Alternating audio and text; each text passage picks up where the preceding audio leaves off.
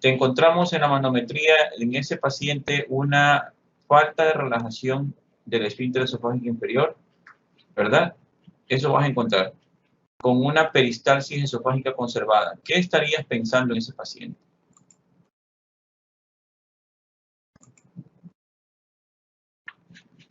Ya, sería que una hipertonía del esfínter esofágico inferior. O sea, sería un esfínter esofágico inferior hipertensivo. Ya, ¿por qué piensas en eso? ¿Cuál es la característica del esfínter esofágico inferior hipertensivo? Porque hay peristaltismo, doctor. Por el peristalsis. ¿Qué tiene el peristaltismo? Está conservado. Sí, sí, Ya. se encuentra conservado. ¿Y cómo debería estar la presión en este paciente? La presión del esfínter esofágico superior en este caso. Debería estar más de 40.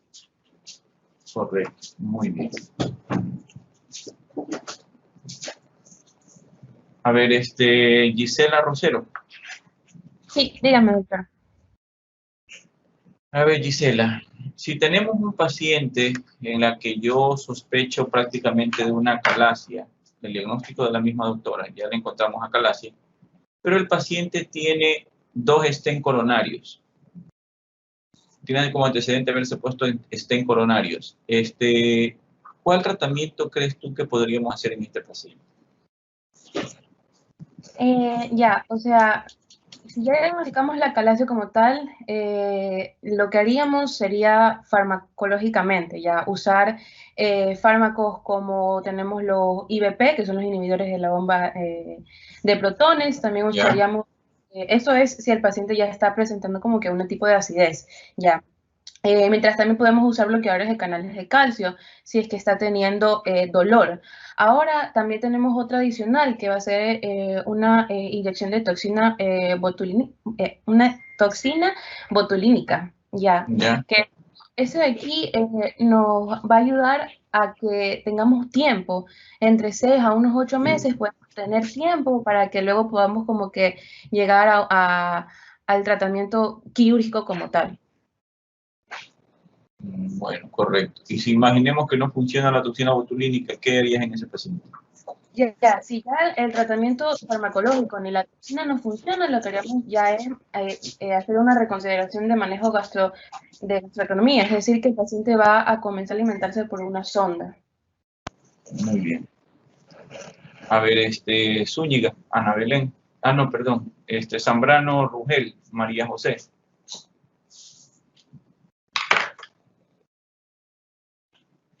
Zambrano Rugel, María José. Joseph Villagrán.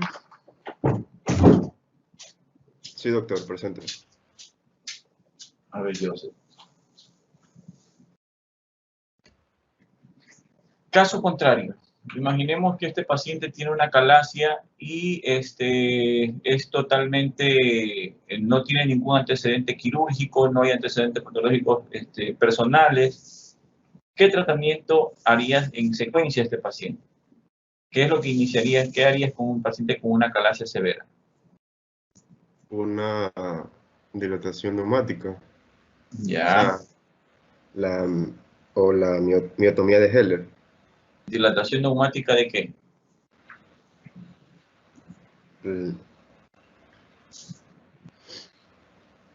Del esfínter esofágico. ¿Del qué, perdón?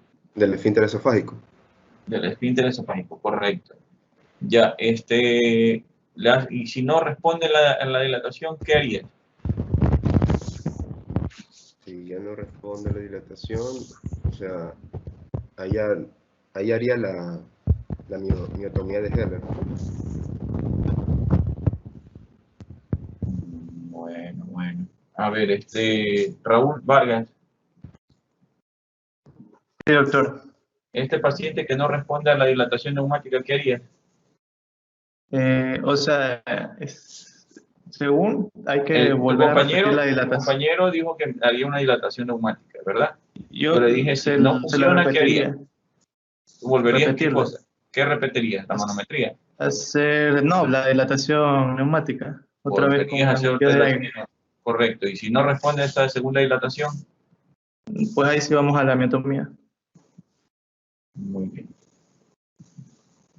Y María Mercedes Salazar. Sí, doctor. A ver, imaginemos que este paciente optamos a primera instancia con anacalasia severa, paciente sin antecedentes patológicos, de hacer una miotomía. Si fracasa la miotomía de Heller, ¿qué harías con ese paciente? O sea, si fracasa, haría lo que es la dilatación neumática. Ya, correcto. Y después, si sigue fracasando el paciente, le haría una resección esofágica. Estamos hablando del cricofaringio, estamos hablando del caso. ¿Del caso? Perdón. Del caso que les presenté en el cricofaringio. Tú harías resección esofágica en el nivel del cricofaringio. ¿Sabes cuál es el esfínter cricofaringio? ¿Cuál es? Sí, es el esfínter esofágico superior. Bueno, a ver. Vamos a ver, no más faltan lecciones por acá. Alice Avilés. Sí, doctor. A ver, Alice. Ese mismo caso. Sí me estás escuchando, ¿verdad? Sí, sí, doctor. ¿Qué harías con ese paciente? La misma pregunta de tu compañera. En el caso de que ya se haya realizado la miotomía y haya fracasado y también la dilatación neumática. Ajá. Si no funciona, o sea, ahí se podría como que considerar un tratamiento como un tratamiento de gastronomía. ¿De gastronomía? De gastrotomía, perdón. Es gastrotomía. Tienes que hablar O sea, bien. ya. Sí, perdón. Sabes que gastronomía es una cosa totalmente diferente. Sí. Ay, ¿qué se me dice? Bueno. ¿Quién sabe?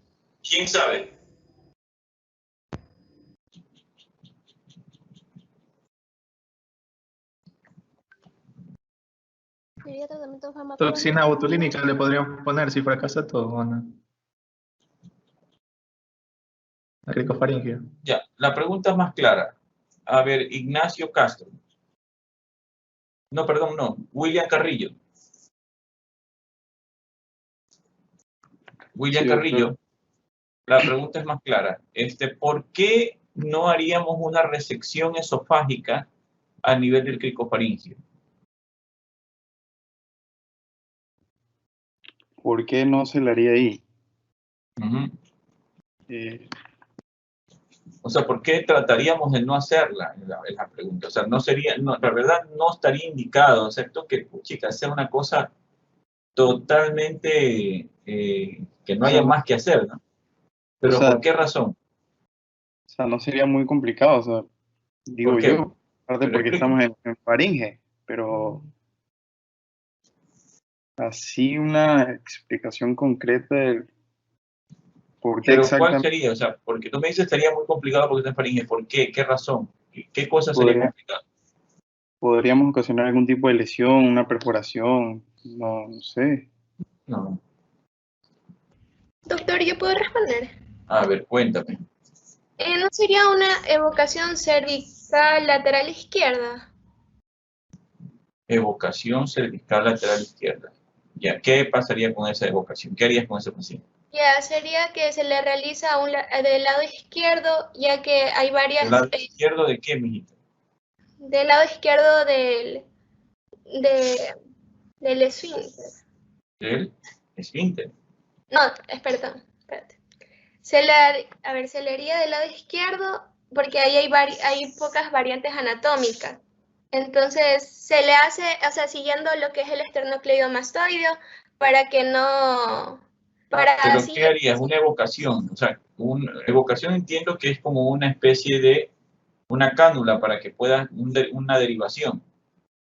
Sí. Ya. Para que a través de eso pueda deglutir el paciente. Ajá.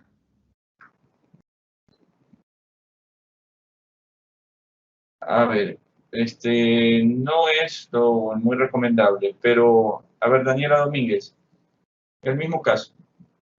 Sí, doctor. A ver, utiliza la lógica.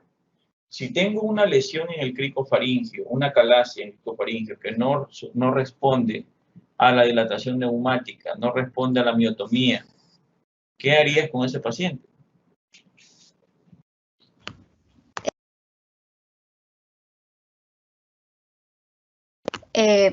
Si ya optamos por todo eso, quizás una funduplicatura. Una funduplicatura de Nissen. ¿Qué quieres hacer en la funduplicatura? A ver, tú mismo razona. ¿Por qué le pedirías una funduplicatura de Nissen a ese paciente? Pero ya hablamos también de que del tratamiento farmacológico y la toxina botulínica, ¿verdad? Ya imaginemos que nada funciona en ese paciente.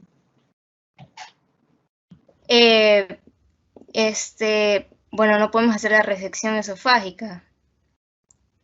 ¿Por qué no podríamos hacer? O sea, de repente la mandas a hacer y de repente la operan, le hacen una resección esofágica con toda la parte cruenta, pero ¿por qué no debería hacerse en ese paciente? Él tiene acalasia, estamos en una acalasia, ¿verdad? Estamos hablando de acalasia.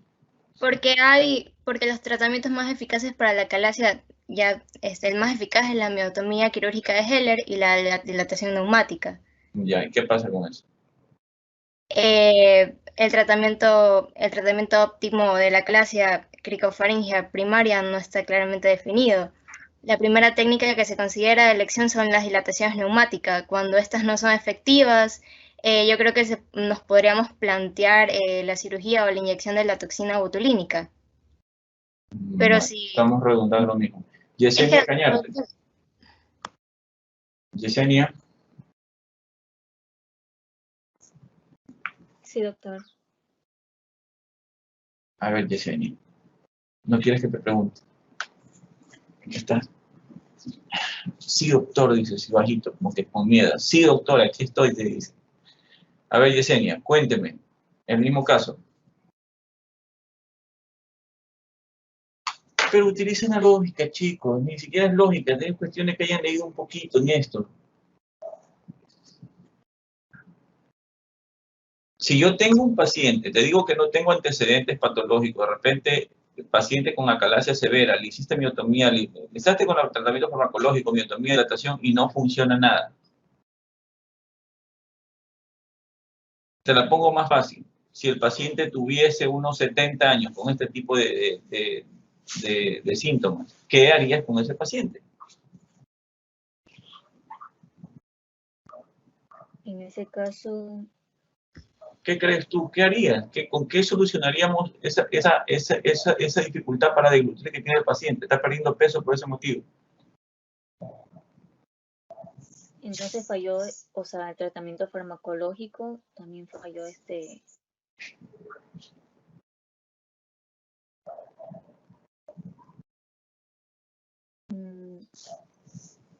Di lo que se te Mi ocurra. opción era una gastrostomía. ¿Una? Mi última opción era una gastrostomía. Ya. ¿Qué es la gastrostomía? ¿Qué intentarías hacer con la gastrostomía? O sea, bueno, ¿por qué le pedirías la gastrostomía? Esa es la pregunta exacta. ¿Por qué le pedirías la gastrostomía? Doctor, ¿puedo decir yo? No, estoy con la lección de la jovencita. A ver. Ya está. Para comenzar a alimentar por medio de una sonda al paciente. La verdad, esa era la respuesta que tenían que haberme dado del inicio. A ver, Alexander Cabot. Sí, doctor. A ver, Alexander, dime las diferencias entre disfagia funcional y orgánica.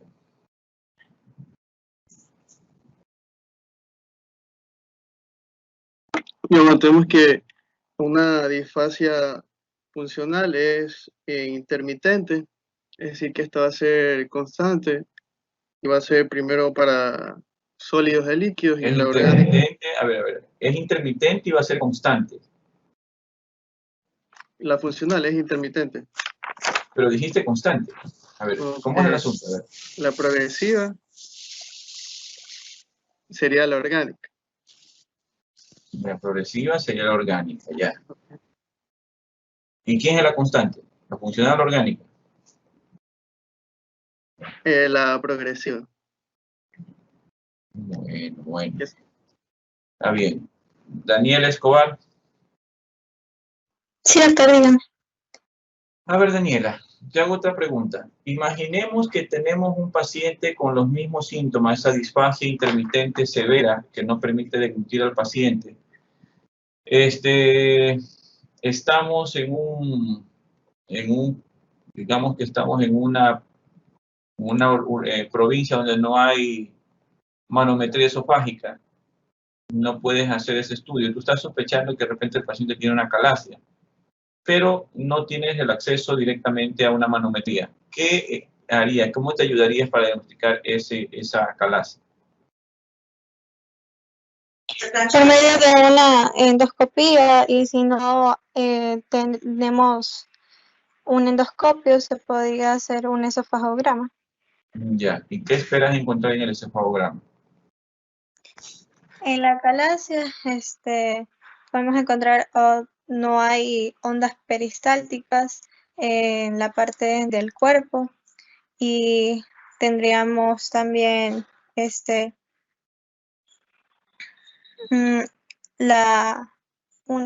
como una estrechez en el esfínter, y la presión la encontraríamos menor a 40. La verdad, empezaste bien y terminaste muy mal.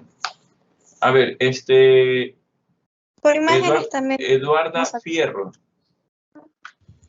Presente, doctor.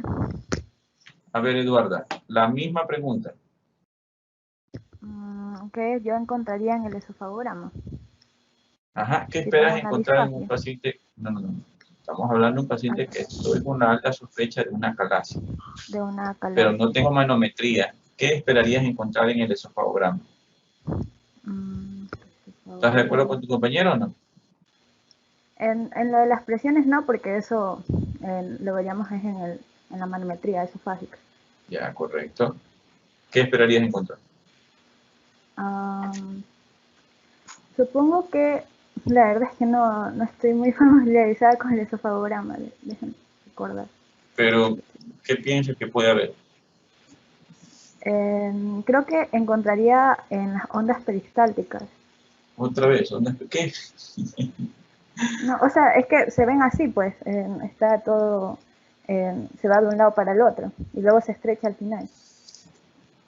A ver, pero por eso, ¿qué encontraríamos? ¿Cuál es la imagen característica de una calasia? ¿Qué ponemos? Como de contracción y estrecheces. Bueno, o sea, depende de dónde esté la calasia, pero encontraríamos una estrechez, si es a nivel de la parte superior del circunferencio y en la inferior del cardio. A ver, Andrea Gallegos. Sí, doctor. Presente. A ver, Andrea, ¿qué encontraríamos en un paciente con acalasia en la esofagograma?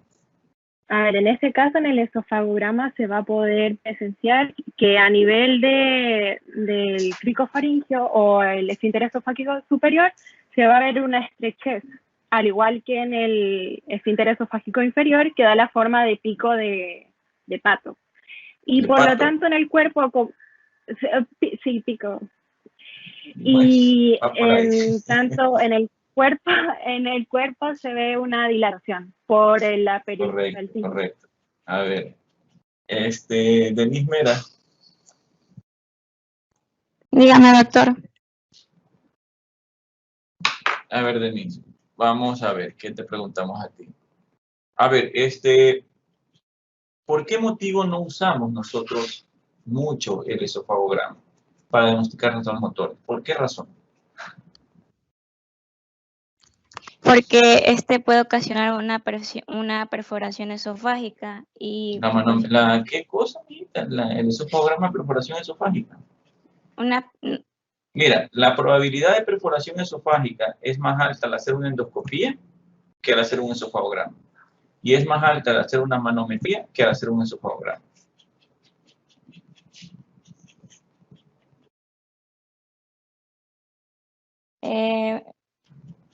O sea, ¿me puede repetir la pregunta? Porque no, ya me confundí. ¿Que por qué razón, que por qué motivo no usamos frecuentemente el esofagograma para diagnosticar trastornos motores? Ah, ya, porque el paciente tiene que tener los síntomas, tiene que tener la disfagia y el dolor torácico cuando se vaya a realizar el esofagograma. Muy bien. A ver, Alison Moreno. Sí, doctor, dígame. Alison Moreno. A ver, Alison.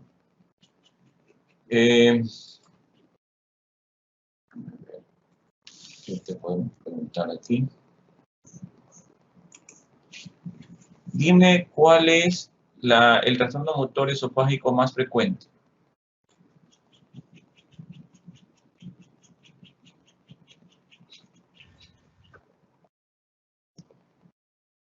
Pamela Morán. Sí, doctor. A ver, Pamela, tú en cambio dime.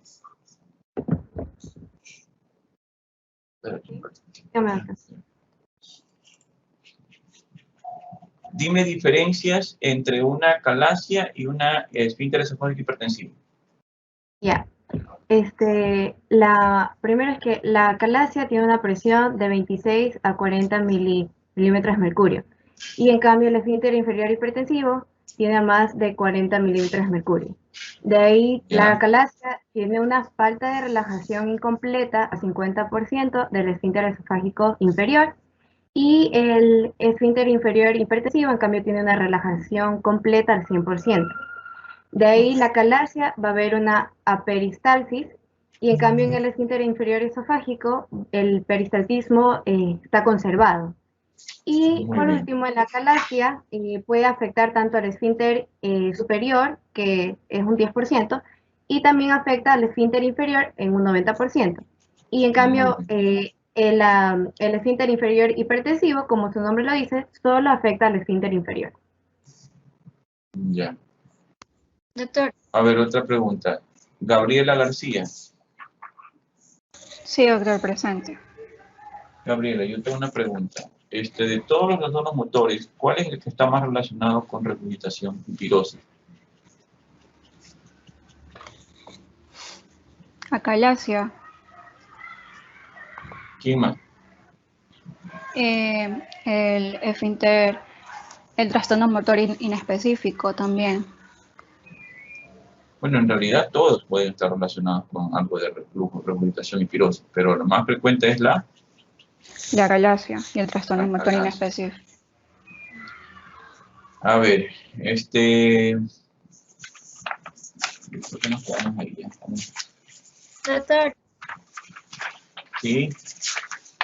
¿Qué pasa? Que cuando le hice la pregunta a varios de nuestros compañeros, ya habíamos mencionado la gastrostomía y ya no había dicho que no. Incluso mi compañera dijo gastronomía y dijo que no, por eso no la mencionábamos, pero no era porque no sabía. No, esa no era la pregunta, esa era otro tipo de pregunta que estábamos conversando. Cuando tu compañera dijo gastronomía. A ver, voy a comenzar la clase, chicos.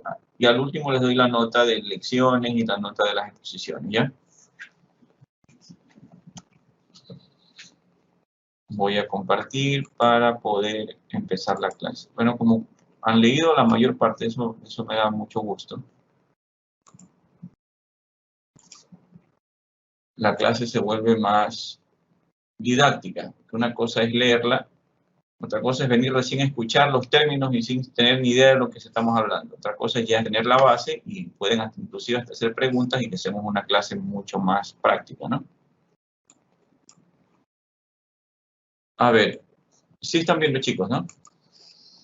Sí, doctor. A ver, chicos, a ver, vamos a conversar exactamente acerca de los trastornos motores esofágicos. Ustedes saben pues que la única función que tiene el esófago es de transporte de comida, desde la faringe hasta el estómago. Para esta función tiene musculatura estriada y tiene musculatura lisa.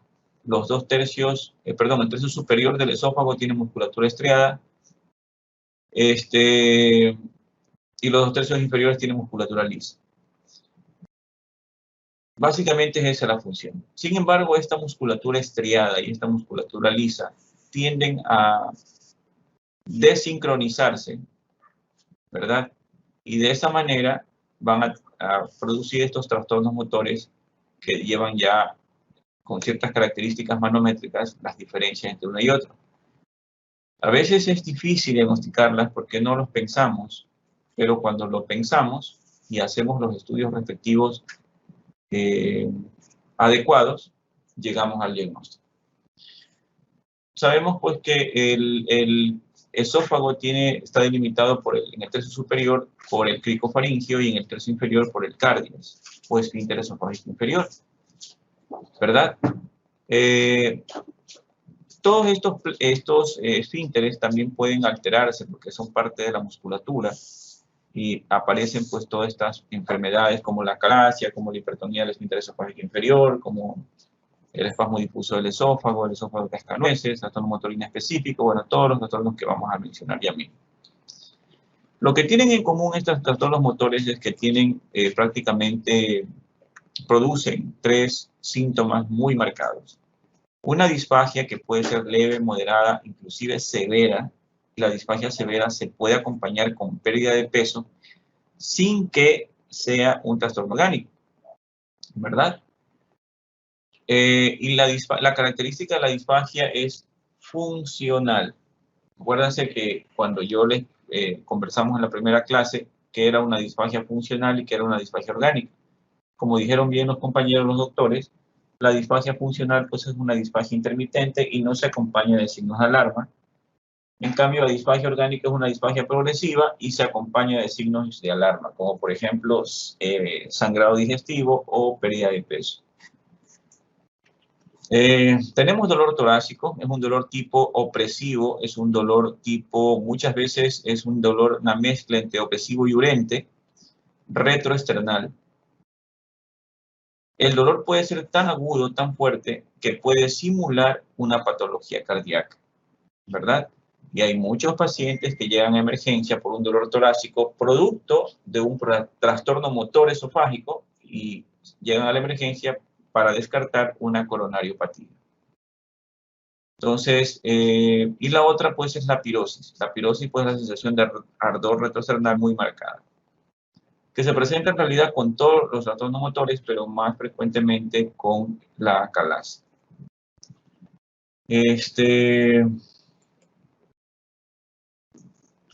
Nosotros clasificamos los trastornos motores como primarios y secundarios. Los primarios son los que no tienen prácticamente ningún orden etiológico, son propios de la musculatura esofágica sin que se deba a ninguna otra causa. Los 5 conocidos hasta el momento: acalasia, esófago de cascanueces, espasmo difuso del esófago, el esfínter esofágico hipertensivo y los trastornos motores inespecíficos. Hay libros o artículos que por ahí introducen un nuevo trastorno motor, pero son derivaciones de los mismos trastornos motores entre acalasia o entre esfínter esofágico hipertensivo. Bueno, pero estos son los 5 trastornos que deben de aprenderse.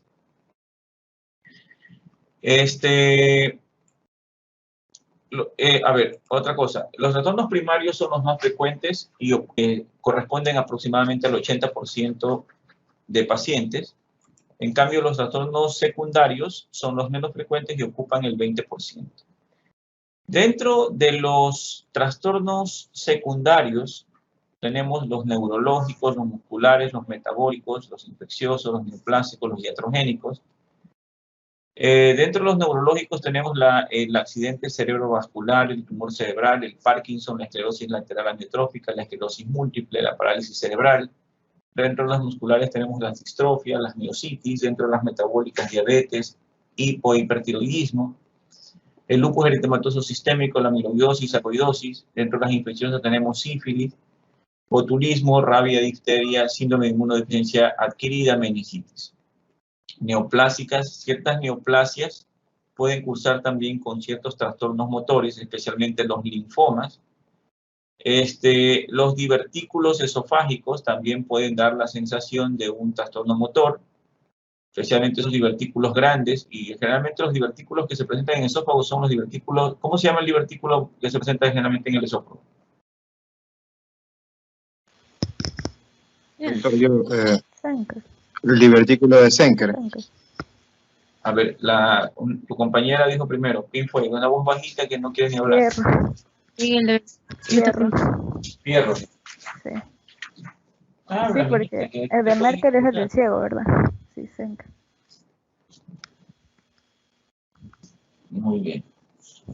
Ya te recuperaste. A ver, entonces, ese es el asunto, ¿no? Y las iatrogénicas tenemos cuando usamos quimio, radioterapia en el paciente, las miopatías causadas por los esteroides, la intubación endotraqueal por cirugía, pueden causar un trastorno motor secundario. Entonces, chicos, eso es básicamente. Ahora, como nosotros podemos, a ver, una cosa es importante aquí. Todo paciente en la que yo tengo disfagia, en la que tengo quirosis o dolor torácico, y la disfagia debe ser de tipo funcional, ojo, deben de ir para endoscopia digestiva. ¿Cuál es la finalidad de la endoscopia digestiva? Es simple y llanamente descartar patología orgánica. O sea, descartar que no tenga una neoplasia esofágica, descartar básicamente eso, una patología o una úlcera. Imaginemos que tengo disfagia y tengo una úlcera en el cardio que me está estenosando el cardio, una úlcera péptica, entonces podría darse el caso. Entonces tengo que descartar patología orgánica. ¿Qué significa descartar patología orgánica? Significa que la esofagoscopía del paciente debe estar totalmente normal. ¿Sí estamos claros? Entonces tenemos los síntomas, hacemos la endoscopía, esta es normal. Más todavía estoy pensando en un trastorno motor. Bueno, ya vamos a hablar del método diagnóstico. El siguiente paso es, si no tienes el acceso a una manometría esofágica, puedes tranquilamente hacerle un esofagograma, pero siempre y cuando el esofagograma que le vas a realizar al paciente esté el paciente con toda la crisis de síntomas, especialmente la disfagia. Si el paciente está en toda la crisis de disfagia y le haces el esofagograma, vas a tener el resultado que esperas. Pero si el paciente ya pasó su crisis de disfagia, le haces el esofagograma y está totalmente normal como cualquiera de nosotros. No sé si me estoy explicando esa parte, pero ya lo vamos a ver mejor en eso. Entonces, la acalasia, chicos, endoscópicamente, prácticamente, por ejemplo, un esfínter esofágico hipertensivo, no puedo ni siquiera pensarlo al hacer una endoscopía.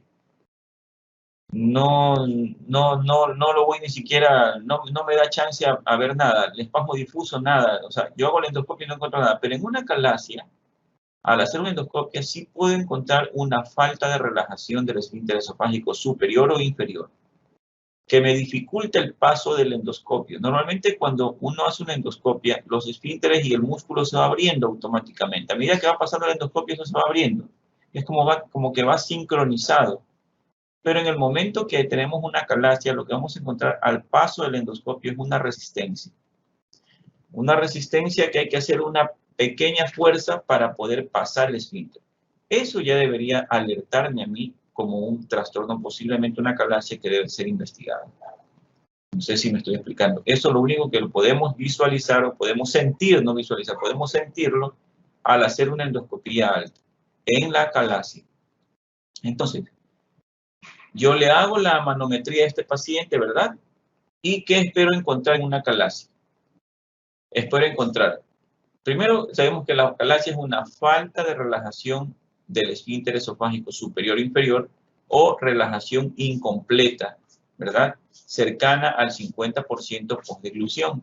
Sabemos que hay una aperistalsis total del cuerpo del esófago. La presión del esfínter esofágico inferior va de 26 a 40 milímetros de mercurio. Y generalmente afecta al cardias y menos frecuentemente afecta al cricofaringio. Y la disfagia que produce la calasia es una disfagia generalmente severa, pero bueno, va de leve, moderada a severa, pero generalmente encontramos la calasia son severas. La calasia se debe a una destrucción irreversible de las neuronas del plexo hemientérico de Auerbach del esófago que causa peristalsis y falta de relajación del esfínter. Bueno, eso ya lo mencionamos. Entonces, básicamente es eso. Si nosotros queremos, por ejemplo, compararlo, una calasia, porque nos podemos confundir con un esfínter esofágico hipertensivo. En el esfínter esofágico hipertensivo vamos a encontrar que la peristalsis esofágica está conservada, ¿verdad? Eso es una cosa importantísima. La peristalsis esofágica está totalmente conservada. Significa que no hay aperistalsis comparado con la peristalsia que hay en la calasia. En la calasia tenemos falta de relajación del esfínter. Acá hay relajación completa al 100%. O sea, no hay ningún trastorno. Lo único que vamos a encontrar en la manometría es una presión aumentada del esfínter esofágico inferior que es de más de 40 milímetros de mercurio. Porque la presión de la calasia va de 26 a 40 milímetros de mercurio. Entonces, siempre que tenemos una calasia, debemos de diferenciarla de un esfínter esofágico inferior hipertensivo. Chicos, ¿preguntas hasta aquí? Doctor, yo tengo una pregunta. Cuénteme. Si la disfagia funcional no está acompañada de otras manifestaciones, en el caso de la calasia, o sea que también es funcional obviamente, sí presentaría, por ejemplo, pérdida de peso. O sea, porque por ejemplo puede... En la calasia severa sí hay pérdida de peso. Siendo funcional. Sí, mijita, sí. Acuérdate que en medicina 2 más 2 no es 4. En medicina nada es exacto, pero tú tienes que aprender las cosas más frecuentes. No sé si me estoy explicando. ¿Por qué te digo esto? Porque si yo te digo que un trastorno funcional esofágico no debe causar, no debe ir acompañado de signos de alarma, como hemorragia y pérdida de peso. Sin embargo, una calasia severa, siendo funcional, puede haber pérdida de peso. Por eso te estoy diciendo. Pero hay que aprender las cosas más frecuentes. Entonces, eso es el asunto. Pregunta, chicos. Doctor, una pregunta. ¿Cuál es la presión normal de los esfínteres esofágicos del inferior? Generalmente deben ir entre 10 y 26 milímetros de mercurio. Normalmente. Gracias, doctor. Chicos, preguntas.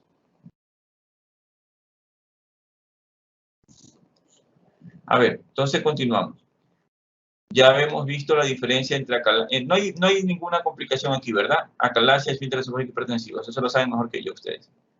A ver, entonces seguimos con los trastornos motores. Hablemos del esófago de cascanueces. El esófago de cascanueces, chicos, es un trastorno motor a nivel del cuerpo del esófago. Son pacientes que tienen ondas peristálticas que van del 90 al 100% postdeglutorias, con una amplitud de onda que va de más de 180 milímetros de mercurio. Pueden tener un esfínter esofágico inferior normal o hipertensivo, y el esfínter va generalmente menor a 26 milímetros de mercurio. Si yo quiero determinar, por ejemplo, la diferencia entre un esófago de cascanueces y un espasmo difuso del esófago. Si sabemos que el esófago de cascanueces tiene ondas peristálticas después o postdeglutorias del 90 al 100%, las ondas peristálticas postdeglutorias en un espasmo difuso es menos del 20%. La amplitud de onda en un esófago de cascanueces es de más de 180 milímetros de mercurio. La amplitud de onda en un espasmo difuso es menos de 180 milímetros de mercurio. El esfínter esofágico inferior es normal o hipertensivo, pero va de menos de 26 milímetros de mercurio. Esta va también de menos de 26 milímetros de mercurio. Ahora, viendo estas diferencias, yo les hago una pregunta. ¿Cuál creen ustedes de las dos enfermedades es la más severa? Viendo las características que ustedes están viendo acá. ¿El esófago de cascanueces o el espasmo difuso?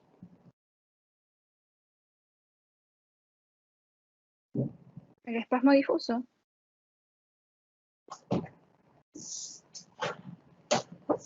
Bueno, no es el espasmo difuso. Doctor, Cuéntame. al hablar de esófago de cascanueces, ¿estaríamos refiriéndonos a una hipercontracción del esófago porque tiene una amplitud mayor a 180? Por la presión también. Pues. La amplitud de onda es más de 180 milímetros de mercurio. ¿Me explico? O sea, ¿quién va a dar sintomatología más severa? Es el esófago de cascanueces que el espasmo difuso. Pero si lo están viendo acá, por eso le digo, viendo estas características, era una lección para cualquiera que decía, pero bueno. Ok, entonces, ese es el asunto. Preguntas hasta aquí, chicos. Creo que lo he hecho de la mejor, no sé si en los libros esté este asunto de diferencia entre uno y el otro, la verdad no lo sé. Pero he tratado de buscarles, de hacerles diferencias para que no se confundan en realidad. Porque si ustedes aprenden las diferencias, van en algún momento a, por lo menos a orientarse en el diagnóstico, ¿verdad? A ver, el trastorno motor inespecífico, chicos, también llamado hipocontracción primaria del esófago, corresponde a la presencia de una motilidad esofágica inefectiva con ondas, con amplitud de onda menos de 30 milímetros de mercurio, habitualmente asociadas a reflujo gastroesofágico crónico. Bueno, todas los trastornos motores pueden dar reflujo gastroesofágico. El que da disfagia más severa y pirosis marcada es la calasia. Pero todos pueden dar cualquier tipo de trastorno motor, de síntomas de trastorno motor, así es. Entonces, miren, ya hemos visto las diferencias, sigamos acá. Cuando yo le pregunté a la doctora que se quedó callada, cuando se quedan callados, cuando yo pregunto, me hacen pensar de que están revisando, no sé si tienen la computadora al lado, no lo sé, pero están revisando y eso me da la impresión que simplemente no leyeron, sino que están revisando en ese momento. Y por eso es que yo les dije que tienen que contestar. Tienen que saberlo, pues no les estoy preguntando que me digan los porcentajes de cada una de ellas. Simplemente cuál es la más frecuente, cuál es la menos frecuente. Entonces, chicos, de acuerdo a este cuadrito de aquí, ¿cuál es el trastorno motor más frecuente? El más frecuente. El trastorno motor. Los trastornos inespecíficos, ¿verdad? Sí, doctor. Con el 60% aproximadamente. ¿De ahí quién sigue? El esófago de cascanueces. Cascanueces, con el 13%. El espasmo difuso, con el 5% aproximadamente. La acalasia, con el 2%. Y la menos frecuente es la hipertonía del esfínter hipertensivo, que es del 0.3%. Entonces, eso es la frecuencia. Muchos pacientes que tienen trastornos motores inespecíficos muchas veces solo tienen algo de reflujo, alguna cosa, y si tiene el paciente hernia hiatal se pasa desapercibido, ni siquiera se diagnostica un trastorno motor inespecífico. Yo puedo tener acalasia, puedo tener un trastorno motor inespecífico, puedo tener hernia hiatal y reflujo, y pasar desapercibida, inadvertida el trastorno motor inespecífico. Pero la acalasia no pasa inadvertida. Entonces, por eso es que se hace hincapié más en la acalasia, no por la frecuencia, porque es la menos frecuente, si se dan cuenta aquí, pero es la que da mayor cantidad de síntomas y es la más difícil de diagnosticar. Entonces, sí estamos claros con esto, chicos, ¿verdad? Sí, doctor. Sí, doctor. Ok. A ver. ¿Cómo llegamos al diagnóstico? Ya les mencioné, ¿no? Clínicamente, ya les dije que había disfagia, pirosis, dolor torácico. La endoscopía es para descartar patología orgánica en todos los pacientes que tengan disfagia.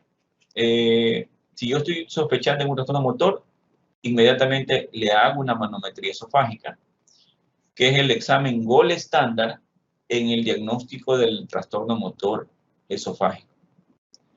Entonces, si no tuviese yo una manometría a la mano, podría intentar hacer un esofagograma o un tránsito esófago gastroduodenal, pero ya les dije la característica, ¿no? El paciente tiene que pasar unas 3, 4 horas en el departamento de rayos X, al momento que tiene la disfagia, inmediatamente indicar para que le hagan tragar la pastilla de bario y poder ver qué es lo que observa, ¿no? Entonces, pero es así como se maneja. Entonces, la manometría esofágica, a ver, vamos a ver a alguien que quiera ganarse una lección. María José López. Sí, doctor. ¿En qué consiste la manometría esofágica? Consiste en medir la motilidad del esófago, mide la presión de los esfínteres o del cuerpo. Ya, pero ¿cómo se hace la prueba? ¿No sabe? ¿Quién sabe? Doctor, sería, o sea, se inserta una sonda que va a través de la nariz y, o sea, atraviesa la boca, la garganta y pasa hacia el estómago, hacia el esófago, perdón. Incluso también se puede llegar hasta el estómago, de hecho. Y una vez establecida la sonda, se identifica el tercio superior medio e inferior del esófago y así se puede identificar cómo se mueve y si este movimiento es correcto. Correcto. ¿Cómo te Y llamas? el examen es totalmente ambulatorio. Macías Pita, doctor. Gina Macías. Sí. Macías Pita Gina. Sí. A ver. Ok. Sí, chicos, la manometría es, se coloca una sonda por la nariz con anestesia local que va midiendo las presiones a través de unos electrodos que van a una computadora y determinan pues el grado de motilidad. Generalmente nosotros para hacer una manometría se evita que el paciente tome unos 10 días antes unos prokinéticos, evitamos que el paciente tome inhibidores de bomba, excepto que realmente quisiera yo hacerlo con el inhibidor de bomba en el paciente, pero es preferible evitar el IBP y evitar los prokinéticos unos 10 días antes de la manometría. Entonces, para tener una respuesta mucho más sensible, ¿no? Entonces, ese es el asunto. Hacemos la manometría y vemos todas esas características que ya comenzamos. Cuando nosotros hacemos una esofagograma, podemos encontrar nosotros el esófago de cascanueces, que es básicamente esta imagen de sustracción, ¿verdad? Que se ve, lo ponen pues básicamente como que fuera este rompe cascanueces. Igualito. Entonces ustedes ven las imágenes de sustracción, dilatación, sustracción en todo el cuerpo esofágico. Si ustedes ven, por ejemplo, el espasmo difuso, es una imagen totalmente arrosariada. No se ven imágenes de sustracción, se ven más bien imágenes de dilatación y estrechez, ¿verdad? Y si nosotros vemos a nivel de la calasia, por ejemplo, en la calasia mira esta imagen de estrechez, esta imagen de estrechez, esta imagen filiforme, ¿verdad? A nivel del cricofaringio, en este caso, se dilata el tercio proximal, se estrecha, como imagen en punta de lápiz o en pico de pájaro. Entonces, y este es a nivel de cardias, miren.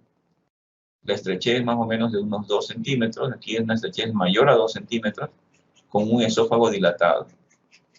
Entonces, básicamente esto es lo que es la imagen característica que nosotros observamos en una calasia, en un espasmo difuso y en un esófago de cascanueces. Ahora bien, antes de iniciar el tratamiento, chicos, preguntas hasta aquí.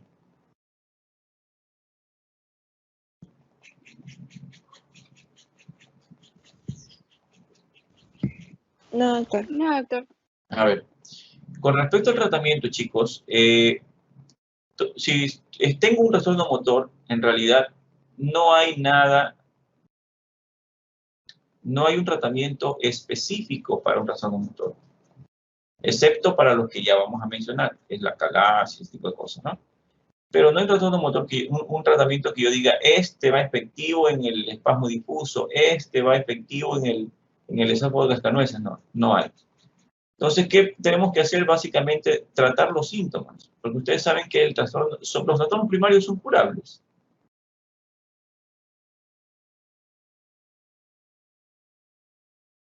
Chicos. O sea, sería solo la calasia, ¿no? Curable. Se trata de los síntomas, la sintomatología. Claro. Claro, pero siempre va a tener como que un porcentaje en que sigan los síntomas. En los trastornos primarios tratamos los síntomas.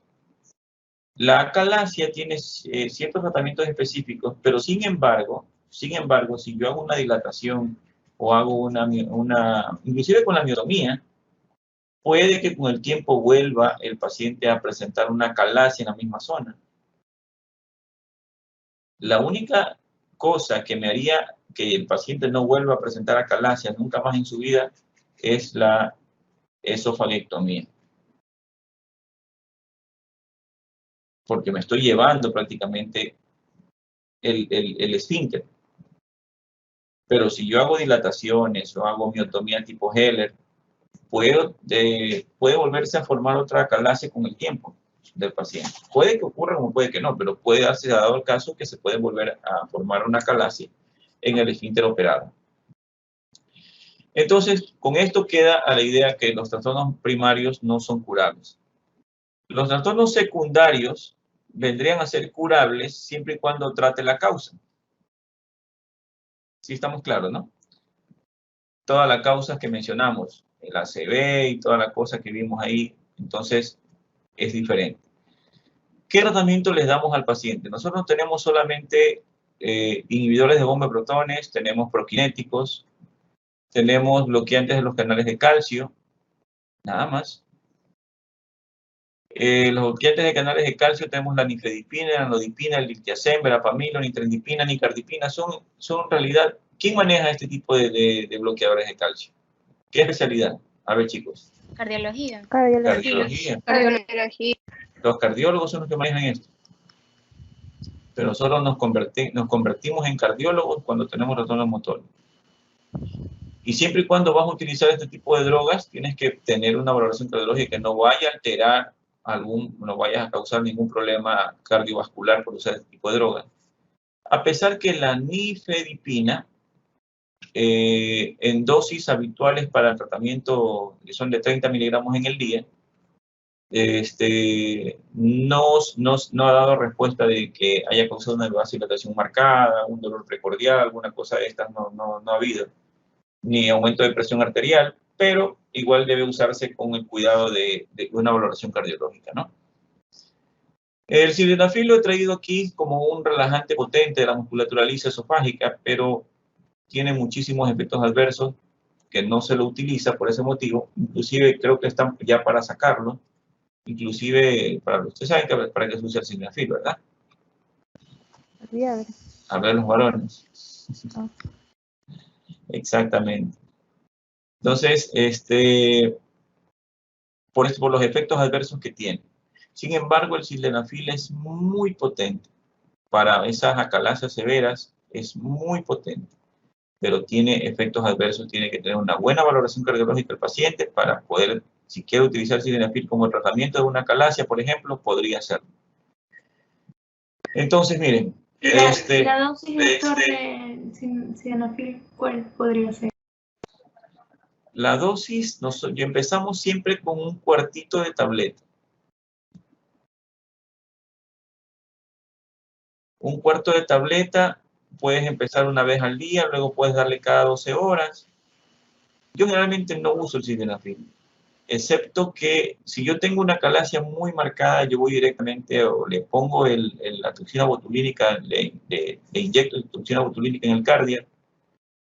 Pero yo generalmente no uso el sildenafil. Pero los que usan, pues empiezan con dosis bajas, ¿no? Cuarto de tableta, media tableta, tableta entera, hasta 2 veces en el día, dependiendo de la severidad. Pero mientras más sildenafil usas, o sea, más dosis utilizas, más riesgo de que tengas algún problema cardiovascular. Peor si eres un paciente que pasan los 70 años de edad, hay que tener mucho más cuidado todavía. Y otra cosa, la acalasia, ¿a qué edad se presenta, chicos? ¿Quién sabe? Entre los 60 y 70 años. Entre los 60. ¿Hay acalasia en niños o no? Creo que podría ser en cualquier edad igual. Entre los 25 a 60 años. De 25 a 60 más. De 30 a 60. A ver, ¿quién da más? ¿Quién da menos? Creo que en niños es infrecuente, doctor. Bueno, ¿se presenta o no se presenta en niños la acalasia? Que podría.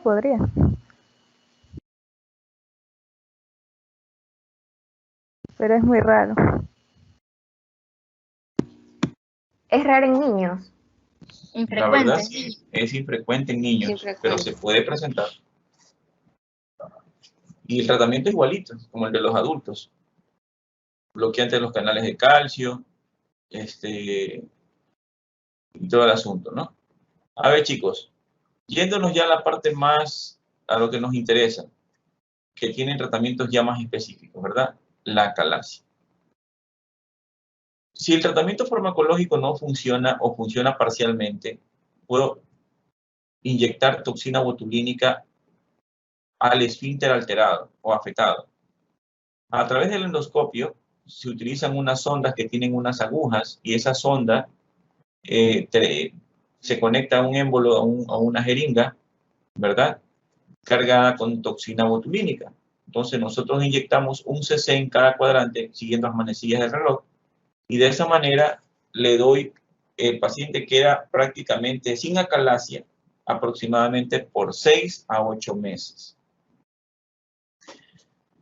Pero es un procedimiento que tiene que estarse repitiendo cada 6 u 8 meses. No sé si me estoy explicando.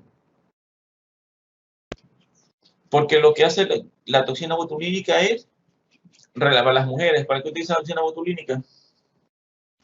La parálisis muscular, el botox. ¿Para qué? Parálisis muscular y que se quede tensa la cara. Para que quede tensa la cara, para que no haya contractura muscular, ¿verdad? Entonces se va relajando y se ven más jóvenes. Entonces básicamente ese es el asunto. Entonces la finalidad a nivel del esfínter esofágico es relajar el esfínter y de forma, la relajación va entre 6 a 8 meses. Pero hay que estarla aplicando cada tiempo, cada 6 a 8 meses. Entonces ese es el problema de la toxina botulínica. Entonces, las dos terapias más eficaces, como lo mencionaron ustedes en las lecciones, es la miotomía quirúrgica de tipo Heller y la dilatación neumática. Cualquiera de las dos que quieras utilizar, dependiendo de tu centro médico en que trabajes, dependiendo de tu hospital en que trabajes, dependiendo de tu experiencia, tú le puedes decir al paciente vamos a la miotomía quirúrgica directamente o le puedes decir al paciente vamos a hacer dilatación neumática primero, previo a valoración cardiológica, que no tenga enfermedades de base y todas las cosas. Eso ya lo vamos a mencionar en el cuadrito que ya ustedes ya muy bien lo saben. Un estudio demostró que la cirugía era eficaz, un 95% de éxito a los 5 años frente al 51% de la dilatación neumática. O sea, sigue siendo la cirugía mucho más eficaz. Pero la invasividad, el costo elevado favorecieron a la dilatación neumática. La introducción de la miotomía laparoscópica ha reducido significativamente la invasividad del procedimiento y ha reducido el costo, por lo que se ha convertido en muchos centros en la opción terapéutica de elección. Entonces, aquí viene el cuadrito que todavía sigue siendo útil. Si tenemos nosotros una acalasia, tenemos que valorar si el enfermo es de bajo riesgo quirúrgico o es un enfermo de elevado riesgo quirúrgico. ¿Cuáles son los enfermos de bajo riesgo quirúrgico? Aquellos pacientes que no tienen problemas cardiovasculares, que pueden tranquilamente someterse a dilatación o a cirugía. Y los pacientes con enfermos de elevado riesgo quirúrgico son pacientes de mucha edad, pacientes con problemas de accidente cerebrovascular, pacientes con coronariopatías, pacientes con colocación de stent, pacientes con marcapasos, pacientes con arritmias. Entonces, si yo tengo un paciente con bajo riesgo quirúrgico, ¿verdad? Yo puedo utilizar o una dilatación neumática o una miotomía tipo Heller. Si utilizo una dilatación neumática y fracasa la dilatación, puedo tener como opción hacer una segunda dilatación. Si no responde el paciente a la segunda dilatación, va directamente a la miotomía tipo Heller. En cambio, si yo hago una miotomía tipo Heller de entrada y esta fracasa, puedo tener opción hacer una dilatación neumática. Y si esta fracasa, hago la resección esofágica. Pero, aquí viene el pero, si yo tengo una calasia, como el más frecuente a nivel del cardias, en el 90%, es obvio que la resección esofágica a nivel cardial no va a pasar absolutamente nada. Se practica más bien sin ningún problema. Pero si yo tuviera una calasia severa en el cricofaringio, aquí fue el asunto. La resección esofágica no se podría hacer en este paciente. ¿Por qué no podríamos hacerlo? O sea, no es que no lo podríamos, de repente sí lo podemos hacer. Pero acuérdense que yo mencioné cuando era para los tumores de cricofaringio, había que llevarnos el esfínter esofágico superior, colocar un trasplante esofágico que vendría a ser el mismo colon transverso colocado desde la faringe hasta el cardia. Pero esta es una cirugía cruenta y con muchas complicaciones que es preferible si no el paciente no reúne las condiciones clínicas adecuadas, es preferible mantener de otra manera. Si esto no responde ni a la miotomía ni a la dilatación, siendo un paciente que tiene una acalasia del cricofaringio, el paciente va para una gastrostomía, que sería básicamente, ¿cuál es la diferencia, chicos, entre, a ver, voy a preguntar aquí a alguien que no le he preguntado, a Carla Macías. ¿Cuál es la diferencia entre gastrectomía y gastrostomía?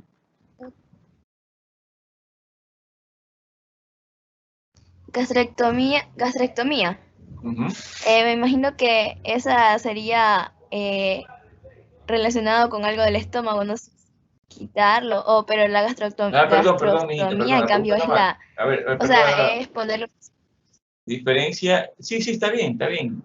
Perdón, necesito confundir. Diferencia entre gastrectomía y gastrostomía, para que ustedes tengan idea, ¿sí? ¿Qué sería una gastrectomía y qué sería una gastrostomía? La gastrostomía, como mencionaron antes mis compañeros, es colocarle una sonda, es una evacuación del estómago hacia la pared del estómago y ahí se le coloca una sonda para alimentar al paciente. Correcto. ¿Y la gastrectomía? La gastrectomía, creo que, no sé si estoy equivocada o no, sí, pero se extrae todo el estómago. Correcto. Bueno, eso ya lo conversaremos en las siguientes clases, pero tienes la idea y eso está correcto, está muy bien. A ver, esa es la diferencia, ¿no? Entonces, una gastrostomía, simplemente le hago un orificio a la pared abdominal, coloco una sonda que va dirigida hacia el cuerpo gástrico y a través de esa sonda yo alimento a mi paciente. Ya no pasaría la comida por la boca, sino directamente una comida licuada por la sonda de gastrostomía. Entonces, hasta ese punto podemos llegar en el caso que mencionamos de la lección que les estaba tomando en la mañana, hace unos minutos. Entonces, ese es el asunto. Entonces, no sé si está claro esto, chicos. Ahora, si yo tengo un paciente con una calasia y tengo un elevado riesgo quirúrgico, debo optar por un tratamiento farmacológico o toxina botulínica. En realidad, si no funciona el tratamiento farmacológico, tendré que administrar toxina botulínica cada vez y cuando al paciente, si es posible cada 6-8 meses, y seguirá con este tratamiento. Ahora, si ya ni la toxina botulínica funciona, aquí ni siquiera piensan en una esofaguectomía o resección esofágica, sino que directamente van a la gastrostomía. O sea, se pasan la esofaguectomía por el riesgo que tiene elevado riesgo y van a la gastrostomía, que puede ser por vía quirúrgica o puede ser por vía endoscópica. Chicos, preguntas hasta aquí. Creo que con esto terminamos. Ah, no, todavía falta un pedazo más. Doctor, una pregunta. Cuénteme. En los pacientes de bajo riesgo quirúrgico, Entonces, ¿en qué momento podría usarse la terapia farmacológica? O sea, según el cuadrito que estamos viendo. ¿O no? ¿Solo vamos directo a... Lo que pasa, mijita, es que si tú ya tienes un diagnóstico de acalasia, la acalasia, honestamente, solo el 1% de pacientes con acalasia responden al tratamiento farmacológico. El 99% restantes, o le tienes que colocar la toxina botulínica, o le tienes que hacer dilataciones neumáticas, indirectamente la miotomía tipo Heller, no funciona. Entonces, por ese motivo es que la acalasia es un mundo diferente. Ah, ya, entonces se va directo o sea, si tú quieres intentar, no estaría mal, porque está indicado, ¿no? Pero ya te digo, o sea, estadísticamente no funciona. Ah, ya. Ok, gracias. Doctor, una consulta. Cuénteme. Sí, ¿qué es la pseudocalasia? Leí que estaba relacionado con el adenocarcinoma gástrico. ¿Cómo? ¿Qué es la pseudocalasia? Que había leído que está relacionado con el adenocarcinoma gástrico. La pseudoacalasia, mijita, es la sensación o la falta de relajación momentánea del esófago, ¿verdad? Producto de una tumoración. Se llama pseudo porque no es una acalasia franca, o sea, no es un trastorno primario, sino es un trastorno secundario. Acuérdate que las neoplasias pueden producir también trastornos motores. Y esos trastornos motores, si simula una acalasia, sería una pseudoacalasia. Oye, listo, doctor. Está más claro. Gracias. Doctor, Chicos, preguntas. ¿Cómo? Una pregunta. Con respecto a lo que dijo de la gastrostomía en caso de una acalasia cricofaringea, ¿qué tanto afecta, digamos, o sea, afecta la calidad de vida del paciente, obviamente, pero ¿hay algún prospecto de vida en estos pacientes? La esofagectomía. No, la gastrostomía, o sea, cuando se pone la sonda. Ya. Hay a los pacientes, a estas personas que viven con eso, o sea, ¿hay un prospecto de vida que se minimiza o algo? A ver. Te voy a ser honesto. Si yo tengo una acalasia severa en un hombre joven, estamos hablando hasta los 50 años de edad, en la que yo quiero darle calidad de vida a este paciente, yo le propondría a ese paciente, si tengo la acalasia en el cricofaringeo, le propondría la extirpación del esfínter esofágico superior y hacer el trasplante a nivel del esófago, porque no quedaría otra opción, eso quedaría de forma permanente. Y si el paciente por motivos económicos no quiere, pues no le tocaría más que una gastrostomía. Y la calidad de vida tendría que acostumbrarse, mijita, a tener una sonda y alimentarse por ahí. Estamos hablando de casos extremos, ¿no? Muchos pacientes responden la mayor parte, por suerte la mayor parte de los pacientes con acalasia sí responden a la toxina, sí responden a la miotomía, muy bien. Son aquellos pacientes muy raros, menos del 1% de pacientes que pueden tener una acalasia totalmente progresiva, totalmente marcada, que no responda a nada. Entonces, si es una persona joven, podemos intentar hacer la esofagectomía total, pero si no, pues solamente pues podemos hacer la gastrostomía en el paciente y de esa manera pues mantenerse adecuadamente, ¿no?